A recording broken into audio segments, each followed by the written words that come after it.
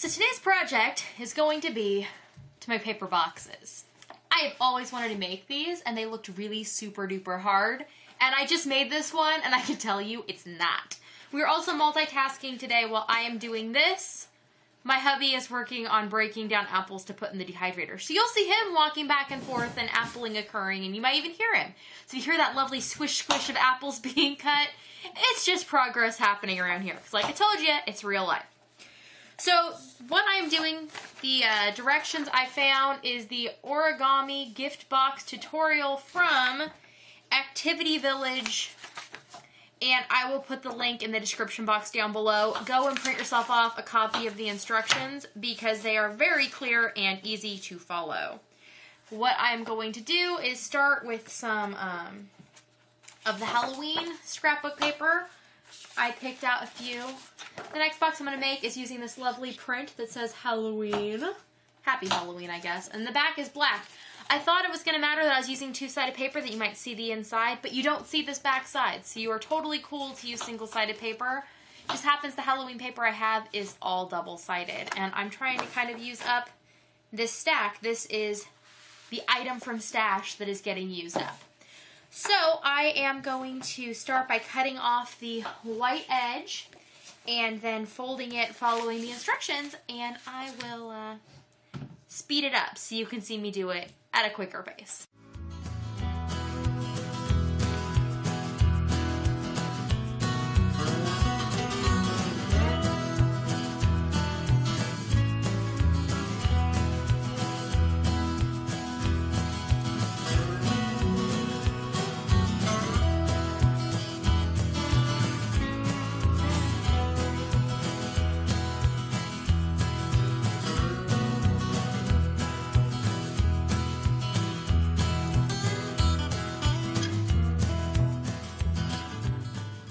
Here's the exciting part.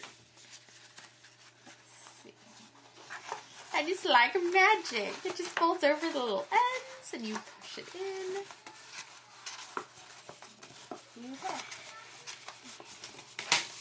Then you turn it around and do the magic on this side.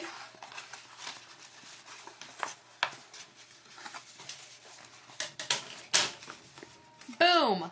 Box bottom. Now I'm going to fold the top in a similar fashion. You just leave some gaps in a few places. And I use my handy dandy popsicle stick that I use for creasing. I use this to make my gaps so that they're even. And I found that that made the top and bottom just the right size different, that they will fit on and off each other easily. Now to make a bottom.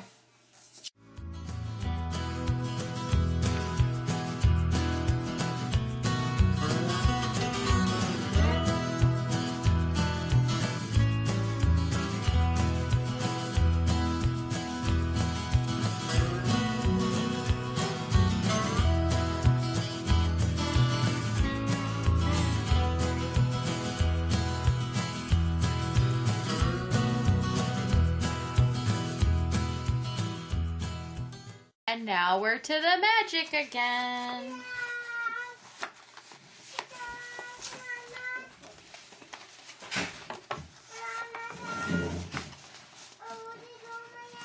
Boom. Now I have a top and a bottom. And my box fits together like so. Easy peasy.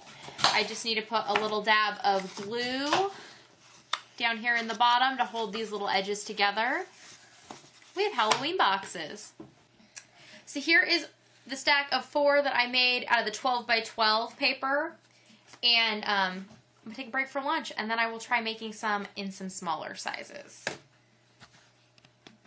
So I may have a little box problem now, in that they're really fun to make.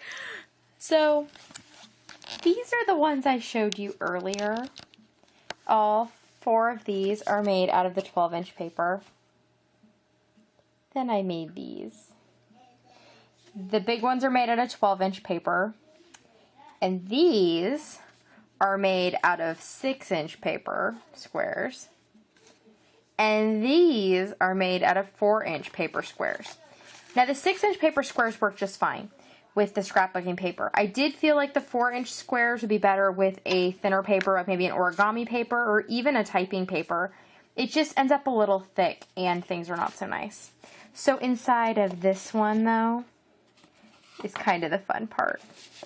So there's another box and